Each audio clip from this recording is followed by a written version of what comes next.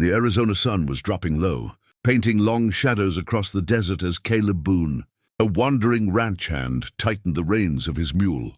Dusty, his strongest and most loyal companion. He had spent years with that animal, crossing harsh lands and surviving storms, so giving him up wasn't a decision he took lightly.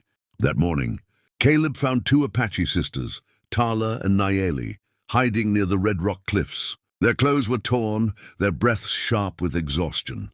They had escaped a raid by a rival, Apache faction that wanted to force them into marriage. They were trying to get back to their father, Chief Strong Elk, but the enemy scouts were still nearby. When Caleb saw the fear in their eyes, he didn't ask questions. He simply said, "Take Dusty. He's fast, he's strong, and he'll get you home." The sisters hesitated. Tala shook her head. "A mule like this, you cannot give. You need him." Caleb lowered his hat and smiled. "I've lived long enough to know a life is worth more than an animal." He lifted them onto Dusty's back, handed Nayeli his canteen, and slapped the mule's flank. Dusty bolted across the desert, carrying the sisters towards safety. But things got complicated quickly. The rival scouts spotted Caleb soon after. Instead of running, he drew them away, firing shots into the air and sprinting across the canyon trails. If the sisters could reach their camp before sunset, Chief Strong Elk would come for them. Caleb just had to buy time. Hours passed.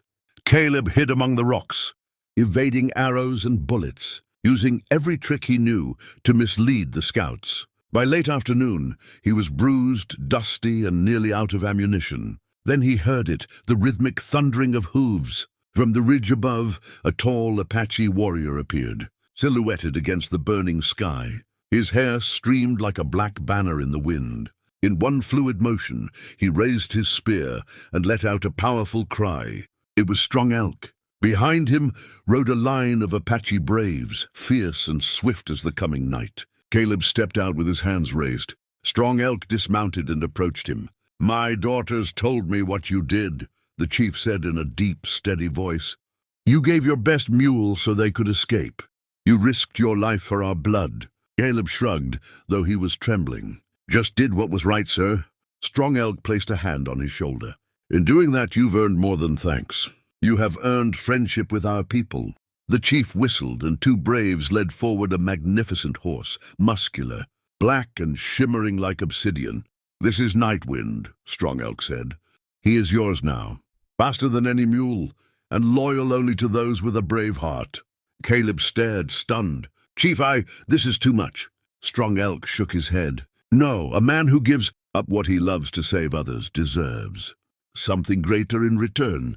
Wes. As the sun dipped behind the mountains, Nightwind bowed his head toward Caleb, as though accepting his new rider. Caleb smiled. He had lost his best mule, but he had gained a friend, a powerful horse, and the everlasting respect of the Apache. And sometimes out on the frontier, that was worth more than all the gold in the West. Caleb Boone didn't sleep that night. The Apache camp was quiet, the fires glowing low, and the air filled with the scent of sagebrush. But Caleb's mind was restless. He sat beside his new horse, Nightwind, brushing the animal's coat as the moon climbed higher. The Apache sisters, Tala and Nayeli, were safe now, reunited with their tribe. Yet something in their story didn't sit right with Caleb.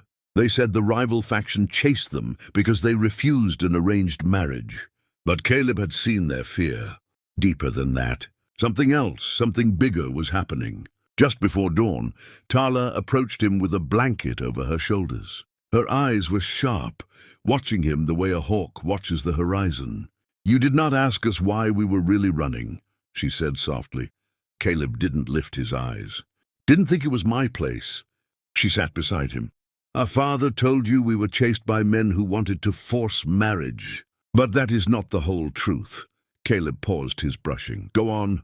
Tala's voice lowered to a whisper. "Those men weren't Apache at all." Caleb turned his head sharply. "Then who were they?" "White men," she replied, "dressed as Apache to frame our tribe, so the army will come and take our land." Caleb froze. A setup, a coming war. And he had stepped in the middle of it without even knowing. Nayeli suddenly ran toward them from the chief's lodge. "Tala, father wants us now." Tala stood quickly, but before she left, she said, "Caleb Boone, you saved our lives, but you may have started something you are not ready for." Caleb watched them disappear into the chief's lodge. Nightwind snorted, pawing the ground. Even the horse sensed the tension. Moments later, Strong Elk himself stepped out, summoning Caleb with a stern gesture. Inside the lodge, warriors formed a circle.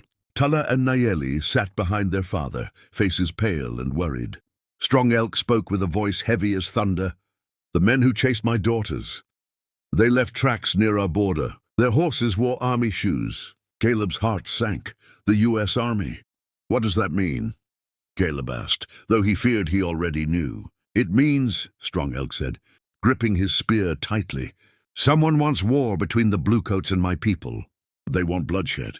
Caleb folded his arms. "Who benefits from stirring up trouble like that?" The chief's answer was simple. "Land buyers, ranchers, men who want the valley for gold, for cattle, for greed." Caleb felt a chill. He knew some of those men, and none of them were to be trusted. Strong Elk's eyes narrowed.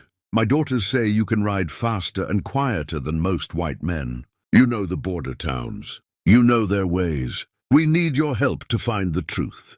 Caleb stepped back. "Chief, I'm just a drifter, a ranch hand. I ain't a scout or a hero."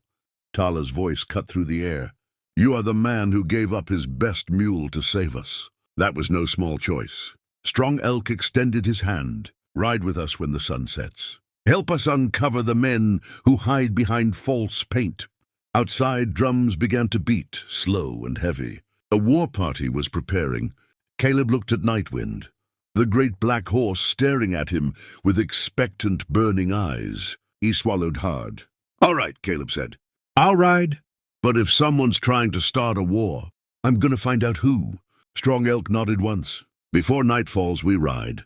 Caleb stepped out of the lodge, feeling the weight of the coming storm. The desert wind picked up, swirling dust around his boots. And somewhere in that distant dust, the men who hunted the sisters were watching.